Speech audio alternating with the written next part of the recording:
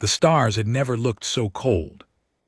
Admiral Sarakin stood on the bridge of her flagship, the Eternal Light, and watched her fleet die. Through the massive viewing window she could see the broken ships of the Volante Third Expeditionary Fleet floating in the darkness. Some were on fire, some were completely dark, their power cores dead. Some were just pieces now scattered across thousands of kilometers of empty space. 6 days ago, she had commanded 300 ships, now only 47 remained. The Volant were a proud species. They had sailed the stars for 10,000 years. Their crystalline ships were considered the most beautiful in the galaxy. Their technology was advanced, their culture was ancient, and their warriors were brave. None of that mattered against the Drath collective. Siren turned all four of her eyes to the tactical display. The holographic image showed the enemy fleet surrounding them like a cage. 212 Drath warships, their ugly biomechanical hulls pulsing with dark energy. They were waiting. They knew the Valency had nowhere to go. Admiral, her first officer, said quietly. His name was Kiro, and he had served with her for 30 years. His bioluminescent markings, which normally glowed a calm blue, were now flickering with fear. The Silver Dawn has lost life support. Captain Velen is requesting permission to evacuate his crew to the Starwaver. Granted, Sakin said. Her voice was steady, but inside she felt hollow. The Silver Dawn had been one of their best ships. Now it was just another tomb.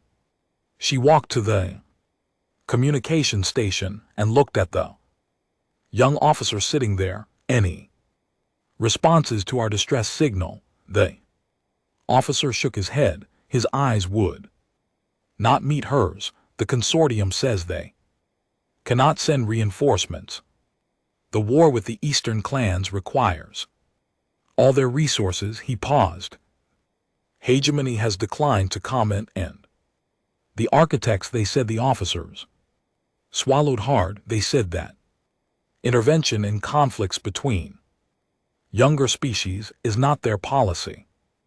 They wish us peaceful passage to the next life. Sirkin closed her eyes. The architects were the oldest species in the galaxy. They had technology that could end this battle in seconds, but they never interfered. They just watched and recorded and did nothing while entire civilizations burned. There is one more thing, Admiral, the officer said. His voice was strange now, confused. We received a response from the Sol system. Sirkin opened her eyes. Sol, the human home world? Yes. Admiral, they received our distress signal. They say they are coming. For a moment the bridge was silent. Then Cathal laughed, but there was no humor in it. The humans, they barely discovered faster than light travel.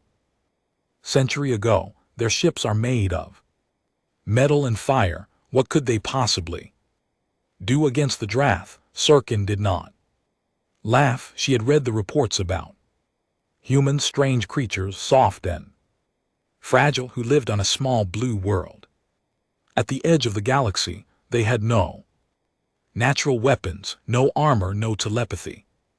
By all measures, they should never have survived to reach the stars. But they had, and something about them made the older species nervous. When will they arrive? Sir asked. Unknown, Admiral. Their message was short. It simply said, we're coming, hold on, as if it were that simple, as if the Drath would wait. The tactical display flickered and new readings appeared. Drath fleet was moving. 3 of their largest ships were breaking formation, heading toward the Volante with weapons charging. Admiral, Keith said urgently. They're beginning another attack run. We Don't have enough power for full shields. If they hit us now, I know. Siren said. She straightened her back and lifted her chin. If she was going to die, she would die like a Volant admiral, with dignity, with honor. All ships form defensive pattern. Put the damaged vessels in the center. Our ships with working weapons will take the outer positions. Admiral, that will expose our combat-ready ships to direct fire. Yes, but it might buy time for the wounded to escape to where Admiral Sakin did not answer. There was no answer.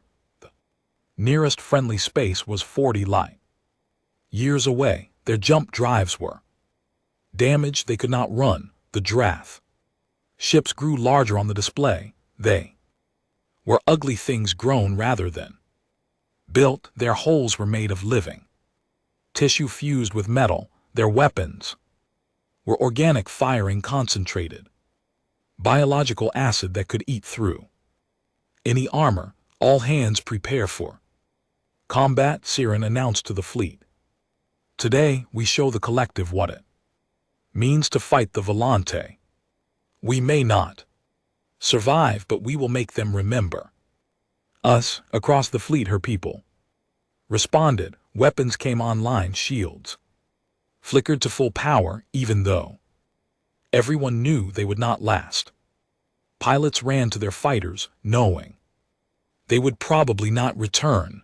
The Drath opened fire. The first shots hit the Moonblade, one of their oldest cruisers. The acid weapons burned through its hull like water through paper. The ship exploded in a ball of white flame, taking 400 Volante souls. With it, Siren gripped the railing of her command platform and forced herself to watch. She would not look away. She would not hide. Return fire, she ordered. All weapons. The Volante ships answer with beams of crystallized light, their signature weapons. The beams struck the Draw ships, but the biomechanical armor absorbed most of the damage. Only one enemy vessel was destroyed. 3 Volant ships died for that single kill. This was not a battle, it was a slaughter. Admiral, the communications officer, called out. Another message from the Sol system. What does it say? The officer looked up at her, and for the first time in days there was something in his eyes that might have been hope. They say 12 hours. We will be there in 12 hours. Just hold on. 12 hours in eternity. In combat, an impossibility. But Sarakin found herself nodding. Reply to them. Tell them we will try. She turned back to the battle and watched another of her ships die. The Drath were not hurrying. They were enjoying this. They knew they had all the time in the world. The humans were coming. Siren did not know if they could help. She did not know if anyone could help, but for the first time since the ambush, she felt something other than despair. She felt the smallest spark of hope, and in the darkness of space, surrounded by enemies, that spark was enough to keep fighting. The supreme hive commander of the draft collective had no name. Names were for individual creatures, and the draft were not individuals. They were one mind spread across many bodies, one hunger given form in flesh and metal. For 6 days the hive commander had played with its prey. The Volante were broken. Their fleet was in pieces. Their admirals still fought, still gave orders, still pretended there was hope. The hive commander found this amusing in its cold way. Soon the harvest would begin. The Lanti bodies would be absorbed into the collective. Their ships would be taken apart and studied. Their home coordinates would be extracted from their computers, and then the Drath would visit their worlds. The collective was patient. It had destroyed hundreds of species. the Volante would simply be the next, then space itself screamed. The Hive commander felt it through every one of its sensor bodies. Something was wrong with reality. Something was pushing through from somewhere else, and it was not using any form of travel. The collective recognized. A tear appeared in the blackness between stars, not a wormhole, not a jump point, a wound in the universe itself. Bleeding strain, radiation, and through that wound came ships, 17 of them, small compared to draft vessels. Their hulls were dark, scarred, burned by whatever method they had used to cross the void. They were made of simple metals, crude alloys that the collective had stopped using 10,000 years ago. Their designs were ugly, sharp angles and visible weapon mounts. The Hive commander analyzed them instantly. Primitive construction, basic propulsion systems, no energy shields, visible power readings that were laughably weak compared to collective vessels. Threat assessment 3.2%. Then one of the ships began broadcasting on all frequencies. The Lant Fleet, this is Captain Elena Vasquez of the United Earth Navy ship. Spite, the voice was calm, almost casual. Sorry we're late. Traffic was murder on the bridge of the Eternal Light. Admiral Sorokin stared at the display in disbelief. The human ships had arrived. They had actually arrived. Admiral Keith whispered, they have only 17 vessels and they're so small. What can they possibly do? Sirkin did not answer. She was looking at the human flagship, the one called Spite. It was an ugly thing covered in weapons and armor. There was no grace to it, no art. It looked like something designed by people who expected to fight and did not care about beauty. She opened the channel. Captain Vasquez, this is Admiral Sorokin of the Volante 3rd Fleet. We are grateful for your arrival, but you must understand the situation. The Drath outnumber you greatly. Your ships will be destroyed. There was a pause. Then a woman's face appeared on the screen. She was human with brown skin and dark eyes. A scar ran across her left cheek. She was smiling. Admiral, we received your distress call 12 days ago. We crossed 43 light years to get here, burned out 2 drive cores, and lost a lot of good coffee. She leaned forward. We didn't come all this way to run, but your ships will do just fine, ma'am. Now, if you don't mind, I need to have a conversation with these ugly bastards. The channel closed. The Hive commander had been listening. It processed the human captain's words and found them illogical. 17 primitive ships against 200. The calculation was simple. The humans would die. It ordered the nearest hunting pack to eliminate the newcomers. 20 draft vessels changed course, their weapons powering up.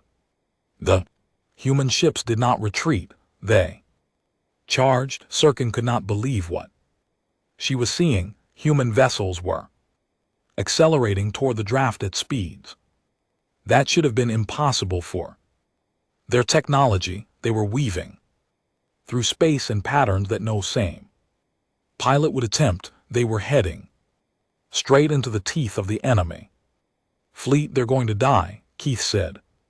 This is suicide. The first draft ship opened fire. Acid projectiles streamed toward the human vessel Grudge. The Grudge did not dodge. It did not raise shields because it had no shields. Instead, it simply kept coming. The acid hit its hull and burned through the outer layer, but the ship did not slow down. Then the Grudge fired back. Sirkin had studied human weapons. She knew they were primitive. They used solid projectiles instead of energy beams. They still employed explosive chemicals, their technology was thousands of years behind the rest of the galaxy. She had not understood what that meant. The Grudge fired a single projectile. It was a solid piece of metal, nothing more, but it was moving at nearly 1/5 the speed of light. The Drath ship simply ceased to exist. The impact released more energy than a small star. The biomechanical hull did not burn or melt. It vaporized. Pieces of it struck other Drath vessels, damaging them. What was that? Keith gasped. I think, Siren said slowly, the humans just showed us what a rock can do when you throw it fast enough. The battle had changed. The human ships were among the Drath now, firing constantly. Their weapons were different from anything the Volante had seen. Rail guns that threw metal at impossible speeds, missiles that carried nuclear warheads, energy weapons that seemed crude but hit with devastating force. And the humans did not stop. One ship, the Petty Revenge, took a direct hit that tore off a quarter of its hull. The atmosphere vented into space. Crew members died. But the ship kept fighting, kept firing, kept killing. The Hive commander revised its threat assessment, then revised it again, then again. The humans were not fighting like any species the collective had ever encountered. They did not retreat when damaged. They did not surrender when the odds were against them. They seemed to get angrier the more they were hurt, and they were laughing. The Hive commander could hear their communications. They were making jokes. They were insulting the Drath. One pilot, his ship on fire and his life support failing, had broadcast his final words. Hey, Commander, tell my wife I died doing what I loved, being a massive pain in someone's ass. Then he had rammed his burning ship into a Drath cruiser's engine core. The Hive commander felt something it had never felt before. It took a long moment to identify the sensation. It was doubt. On the eternal light, Admiral Surikin watched the impossible battle unfold. The humans were losing ships. They were taking terrible damage, but they were also tearing through the Drath fleet like nothing she had ever seen. A new transmission came through. It was Captain Vasquez, her face now streaked with blood from a wound on her forehead. Her bridge was filled with smoke. Behind her, crew members were shouting orders and fighting fires. She was still smiling. Admiral Surikin, I suggest you pull your fleet back. We work better when we have room to move. She wiped blood from her eye. And ma'am, thank you for holding on. We've got it from here. Surikin could not speak. She simply nodded. The humans had arrived and everything had changed.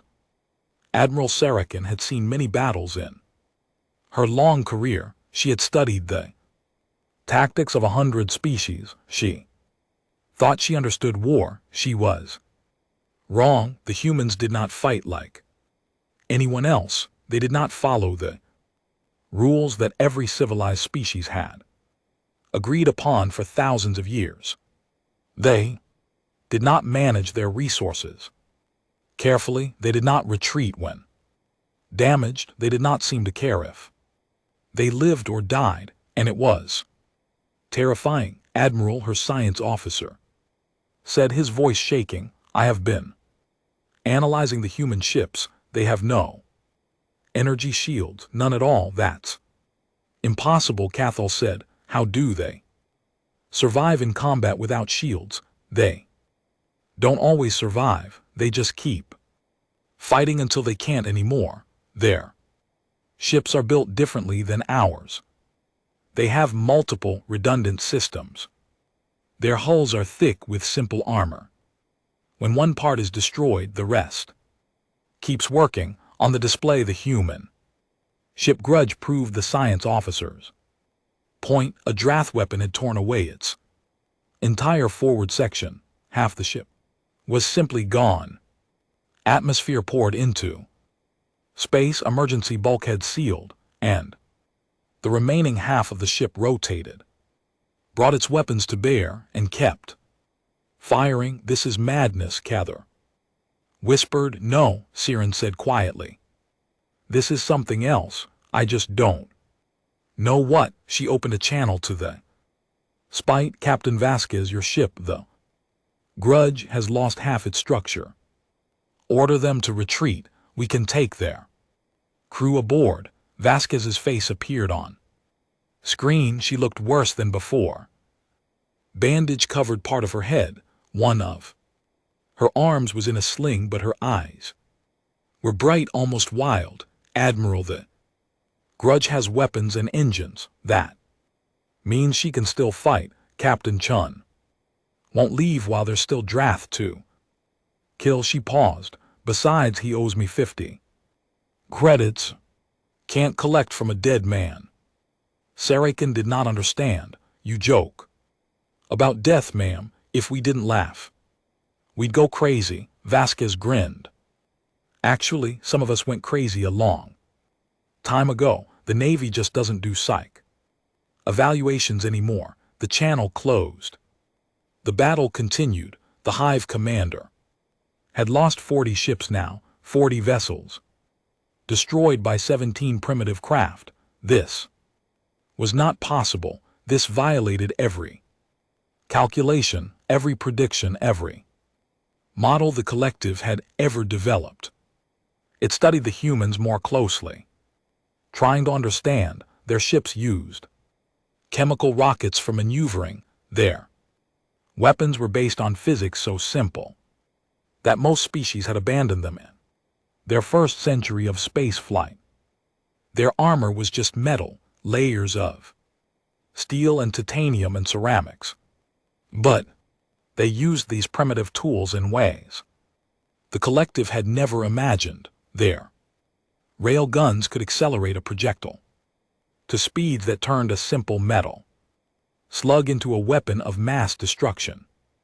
Their nuclear missiles were not just bombs but shaped charges designed to focus their explosive force in specific directions. Their ships could withstand damage that would destroy any other vessel because they were built to break apart in pieces while the rest kept functioning. And the humans themselves were even stranger. The Hive commander intercepted their communications. It heard them singing songs while their ships burned around them. It heard them telling jokes as they died.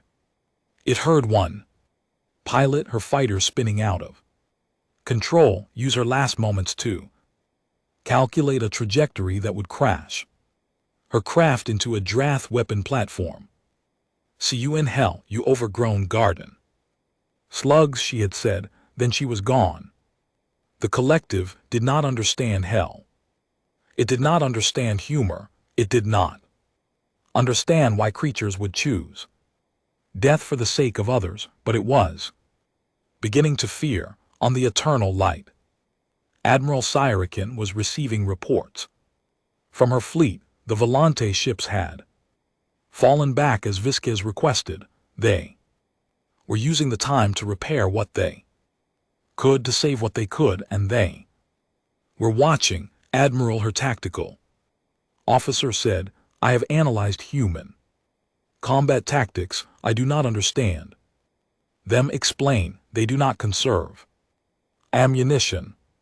They fire constantly even when the chance of hitting is low. They do not retreat from superior firepower. They advance into it. They do not protect their damaged ships. They use them as weapons, ramming them into enemy vessels, and yet they are winning. Yes, Admiral, they are winning, but they are also dying. I calculate they have lost nearly half their crew. Any other species would have surrendered by now. Sakin thought about this. She remembered something she had read about humans long ago, a report from a consortium anthropologist who had studied their history. Humans came from a dangerous world. Their planet was full of predators, diseases, natural disasters. They had spent their entire evolution fighting to survive, and somewhere in that struggle they had developed something unusual. They had learned to be stubborn, not brave. Exactly, bravery was about facing fear.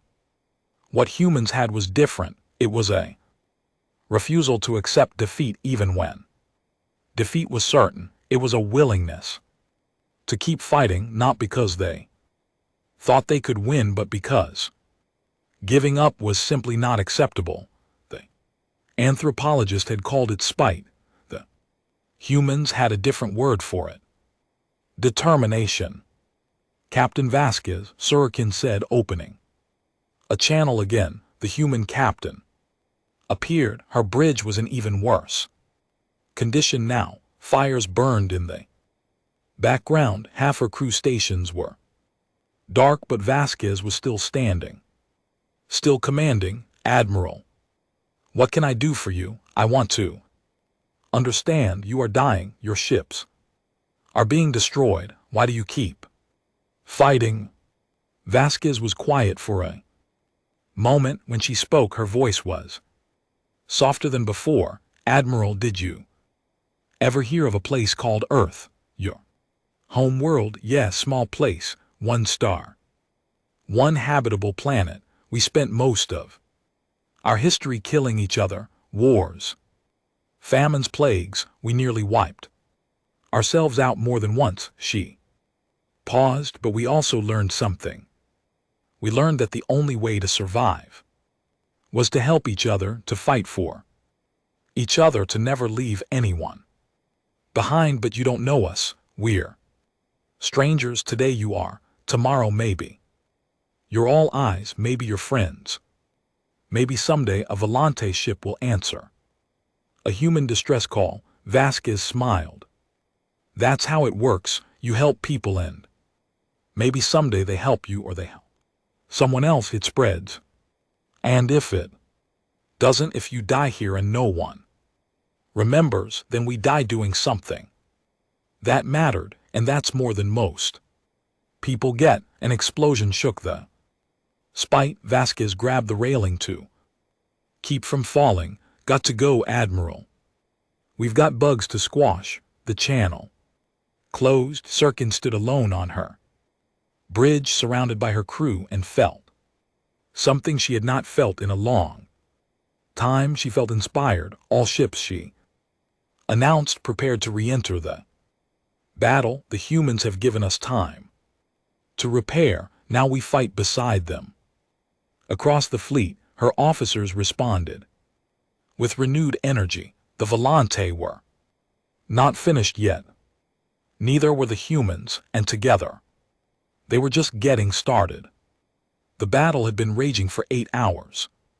Now, the stars themselves seemed tired of the violence. Wreckage floated everywhere, the remains of ships from both sides mixing together in the cold darkness of space. But something had changed. The Drath Collective was retreating. The Hive commander could not believe its own senses. For the first time in its long existence, the collective was losing a battle it should have won easily. The mathematics had been simple at the start. 200 ships against 17. The outcome should have been certain, but the mathematics had not accounted for humans. The Hive commander had revised its threat assessment 47 times during the battle. Each time the humans had proven the assessment wrong. They absorbed damage that should have destroyed them. They performed maneuvers that should have killed their crews. They fought with a ferocity that made no logical sense. And now the Volante had rejoined the battle. Admiral Siren had pulled her fleet back to repair during the initial human assault. Now those ships were returning, their weapons recharged, their shields restored. Alone, they would have been destroyed, but with the humans fighting beside them, everything was different. The humans had taught the Volants something important. They had taught them how to be angry. All ships target the Drath command. Vessel Sirkin ordered. The humans have weakened their formation. Now we finish this on the spike. Captain Vasquez heard the order and smiled. Her ship was barely holding together. Half her crew was dead or wounded. The bridge smelled like smoke and blood and burning circuits, but they were winning. You hear that? She called out to her remaining crew. The Volante want to help. Let's show them how we party. The Spite fired its remaining weapons around it. The other human ships did the same. They were fewer now, 9 vessels from the original 17, but those 9 were still fighting, still killing, still refusing to die. The Draft command vessel was a massive thing, larger than any other ship in the battle. It carried the central node of the Hive commander consciousness. Destroying it would not kill the collective, but it would break their coordination. It would force them to retreat. The Hive commander understood this. It ordered its remaining ships to protect the command vessel. 60 Drath warships formed a defensive wall, their weapons creating a killing field that nothing should have been able to cross. The human ship Petty Revenge crossed it anyway. The Petty Revenge had been reduced to almost nothing during the battle. Its captain was dead. Its weapons were offline. Its engines were barely functional. Functional. Ordnance were barely functional. A skeleton crew of 12 people kept it flying. Lieutenant Sarah Kim was now in command. She was 26 years old. She had joined the Navy to pay for college. She had never expected to die in a battle 40 light years from home. But she had made her choice. All hands abandon ship, she announced calmly. Get to the escape pods. I'll handle the rest. Lieutenant, what are you doing? One of her crew asked. My job, now go. The crew obeyed. Escape pods launched into space, carrying 11 people to safety. Sarah Kim remained alone on the bridge of a dying ship. She aimed the Petty Revenge at the Drath command vessel. She pushed the engines to maximum power, burning through their last reserves. The ship accelerated toward the defensive line. The Drath opened fire. Weapons tore into the Petty Revenge. Armor melted. Bulkheads collapsed. Fire consumed entire sections of the ship. Sarah kept her hands on the controls. Come on, she whispered, just a little further. The Petty Revenge broke through the defensive line. It was barely a ship anymore, just a burning chunk of metal hurtling toward its target, but it was enough. Sarah Kim's last transmission was picked up by every ship in the battle. Hey, I've commander. You know what the difference is between humans and bugs? Bugs get squashed. Petty Revenge hit the Drath command vessel at 3% the speed of light. The explosion lit up the void like a new sun. The Hive commander felt its connection to the fleet shatter. Millions of voices suddenly went silent. Coordination broke down. Ships that had been fighting as one suddenly became individuals, confused and afraid. And the humans were not finished. Captain Vasquez watched the explosion from the bridge of despite. She felt a moment of grief for Lieutenant Kim, for all the humans who had died today, but she pushed it down. There would be time for grief later. Right now there was work to do. All ships, this is Captain Vasquez. The Draft command node is down. They're disorganized. Hit them now. Hit them hard and don't Stop until they run, the combined fleet. Attacked, Volante crystal beams and human rail guns fired together, nuclear. Missiles and energy torpedoes struck the same targets, two species that had been strangers hours ago now fought as one. The draft tried to regroup, they tried to establish new command structures, but the humans had learned their communication frequencies. Every time a new commander emerged, human ships targeted that vessel. Specifically, one by one the draft broke and ran, the hive commander or what remained of it watched its fleet scatter, ships jumped to faster than light speeds fleeing in every direction. The careful coordination that had made the collective so dangerous was gone. They were no longer a hive. They were just insects running from a fire. Before the last draft vessel fled, it broadcast a message to every hive node. In the sector, the message contained a single classification. The humans were now designated as a Category Omega threat. It was the same classification the collective used for stellar collapse, dimensional tears, and reality-ending phenomena. It meant do not engage, avoid at all costs, run if encountered. The draft had fought 1,000 species and conquered most of them. They had never classified any of them as Omega. The humans had earned that title in a single day. On the Eternal Light, Admiral Sakin watched the last enemy ship disappear. Around her, the crew was cheering. They had survived. Against all odds, against all logic, they had survived.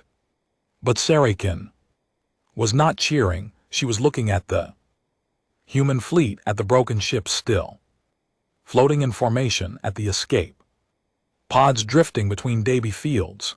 The humans had paid a terrible price for this victory. Open a channel to Captain Vasquez, she ordered. The human captain appeared on screen. She looked exhausted. Her face was pale beneath the dirt and blood. The adrenaline that had kept her going was fading, and Sarakin could see the weight of command settling on her shoulders. Captain, Sakin said softly. It's over. Vasquez nodded slowly. Yeah, I guess it is. She looked around her ruined bridge. We lost a lot of good people today. You saved a lot of good people today. You saved my entire fleet. That was the idea. Vasquez tried to smile, but it didn't quite work. Admiral, I know we have a lot to talk about, diplomacy and alliances and all that, but right now I need to see to my people, the ones who made it. Of course, we will provide whatever assistance you need. Thank you. Vasquez paused. Admiral, for what it's worth, your people fought well. Once you got back into the fight, the draft didn't stand a chance. We learned from watching you. Let's hope nobody else has to learn the same lesson. The channel closed. Sir stood alone with her thoughts. Outside, the stars were quiet. Again, the battle was over. The draft were gone, but something had begun.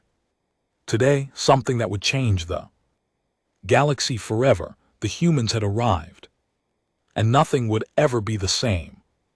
3 days had passed since the battle. The debris field stretched across thousands of kilometers. Rescue ships moved slowly through the wreckage, searching for survivors, recovering bodies, documenting the dead. It was quiet work, sad work, necessary work. Admiral Siren stood on the observation deck of Ath cruiser and watched the search continue. Behind her, the doors opened and a human entered. Captain Elena. Vasquez looked different out of her combat uniform. She wore simple clothes now, dark and practical. Her arm was still in a sling. Bandages covered the wound on her head. but she moved with the same steady confidence she had shown during the battle. "Admiral," she said, "you wanted to see me?" "Yes, please sit." Sirkin gestured to a chair. "How are your people?" Vasquez sat down slowly, carefully. "We're managing despite his being towed back to Seoul for repairs." "She fly again?" She paused. "Can't say the same for everyone who served on her." "How many did you lose?" 423 humans died in the battle. 8 of our 17 ships were destroyed. Vasquez's voice was steady, but her eyes were tired. "We started with 2,000 crew. Across the fleet, we're down to about 1,200 now." Siren felt the weight of those numbers. 423 lives, people with families, with hopes, with futures, all gone because they had answered a distress call from strangers. "Why?" she asked. Vasquez looked at her. "Why what? Why did you come? Why did you sacrifice so much for people you had never met?" The human captain was quiet for a long moment. She looked out the window at the stars, at the wreckage, at the distant shapes of rescue ships doing their slow, sad work. "About 300 years ago," she said, "finally there was a ship called the Exodus. It carried the first humans to leave our solar system, 5,000 people, looking for a new home." Sirkin listened. "They found trouble instead. Engine failure left them drifting in deep space. They sent distress signals for months. No one came." Vasquez's jaw tightened. "There were other species nearby. We know that now. Some of them received the signals. They just didn't think it was worth the effort to help a bunch of primitive apes. What happened to them?" "They died, all 5,000 of them. We found the ship 50 years later, just a tomb full of frozen bodies." Vasquez turned to face Sakin.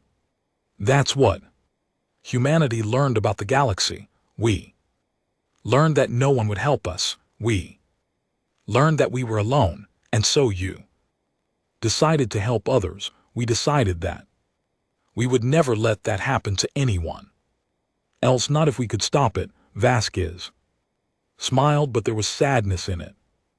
"Every human child learns the story of the Exodus. Every one of us grows up knowing what it feels like to be abandoned, and every one of us swears that we will be different." Sir thought about this. She thought about her own people, about the consortium and the hegemony and the ancient architects.